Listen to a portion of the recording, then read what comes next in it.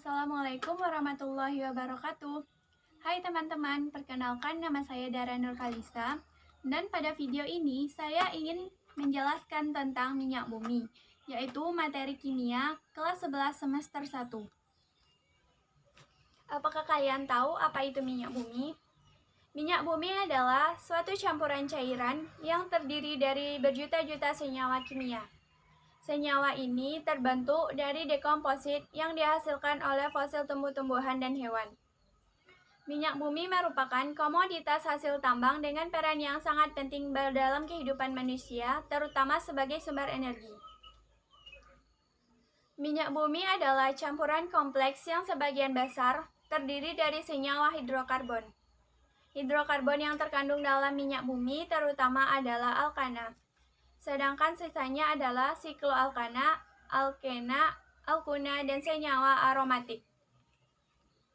Komponen kecil lainnya selain hidrokarbon adalah senyawa-senyawa karbon yang mengandung oksigen, belerang, ataupun nitrogen. Proses pembentukan minyak bumi. Minyak bumi terbentuk dari pelapukan berbagai macam sisa organisme, seperti tumbuhan, hewan, dan jasad-jasad rendik yang sudah tertimbun dalam dasar lautan bersama lumpur selama jutaan tahun lamanya. Lumpur tersebut akan berubah menjadi berbagai batuan sedimen yang berpori. Sedangkan sisa-sisa organisme akan bergerak ke tempat yang tekanannya rendah dan terkumpul pada sebuah daerah perangkap, yaitu batuan kedap. Gas alam, minyak, dan air akan terakumulasi sebagai deposit minyak bumi. Pada rongga bagian atas ada gas alam, sedangkan cairan minyak mengambang di atas deposit air. Proses pengolahan minyak bumi. Pengolahan minyak bumi tahap pertama dilakukan dengan distilasi bertingkat, yaitu proses distilasi berulang-ulang, sehingga didapat berbagai macam hasil berdasarkan perbedaan titik didihnya. Hasil pada proses ini meliputi fraksi pertama, menghasilkan gas yang pada akhirnya dicairkan kembali dan dikenal dengan nama LPG.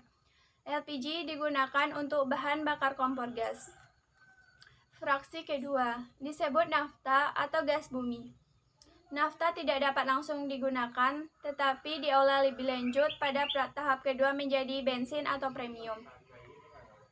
Fraksi ketiga atau fraksi tengah selanjutnya dibuat menjadi kerosin atau minyak tanah dan aftur atau bahan bakar pesawat jet. Fraksi keempat sering disebut solar yang digunakan sebagai bahan bakar mesin diesel. Fraksi kelima atau disebut juga residu yang berisi hidrokarbon rantai panjang dan dapat diolah lebih lanjut pada tahap kedua menjadi berbagai macam senyawa karbon lainnya. Pengolahan minyak bumi tahap kedua.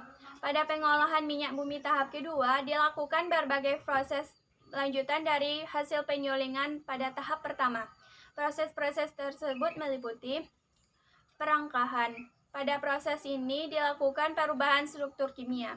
Senyawa-senyawa hidrokarbon yang meliputi pemecahan rantai, alkilasi, polimerisasi, reformasi, dan isomerisasi. Proses ekstraksi atau pembersihan produk dengan menggunakan pelarut sehingga didapatkan hasil lebih banyak dengan mutu lebih baik. Proses kristalisasi. Proses pemisahan produk-produk melalui perbedaan titik didih cairnya. Misalnya dari permunian solar melalui proses pendinginan, penekanan, dan penyaringan akan diperoleh produk sampingan lilin. Pembersihan dari kontaminasi. Pada proses pengolahan tahap pertama dan tahap kedua, sering terjadi kontaminasi atau pengotoran. Kotoran-kotoran ini harus dibersihkan dengan cara mendama soda kaustik.